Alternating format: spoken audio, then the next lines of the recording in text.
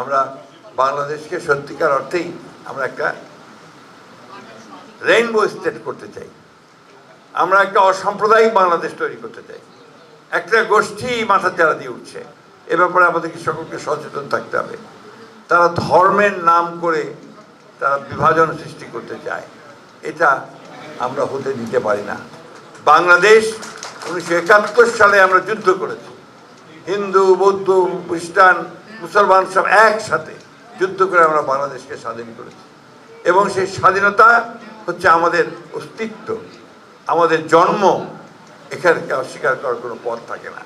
অথচ একটা গোষ্ঠী আজকে সেটাকে অস্বীকার করে তারা বাংলাদেশকে ভিন্ন খাতে নিয়ে যেতে চায়, একটা ধর্মভিত্তিক একটা সমস্যা তৈরি করতে চায়, সাম্প্রদায়িকতা সৃষ্টি করতে চায়, যেটা আমরা কখনোই হতে দিতে পারি না।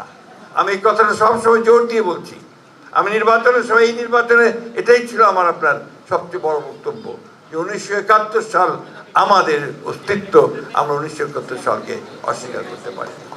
আসুন, আজকে আমাদের 24 সালে আমাদের ছেলেরা, আমাদের বিএনপির নেতারা, আমাদের হাবিব ভাইয়ের সব ছেলেপেলে, সারা ভাইয়ের ছেলেপেলে, সবাই মিলে একসাথে আমরা লড়াই করেছি, যুদ্ধ করেছি এবং ফ্যাসিস্টদেরকে পরাজিত করে দেশে গণতন্ত্রের একটা সুবাতাস আমরা সৃষ্টি করার চেষ্টা করেছি।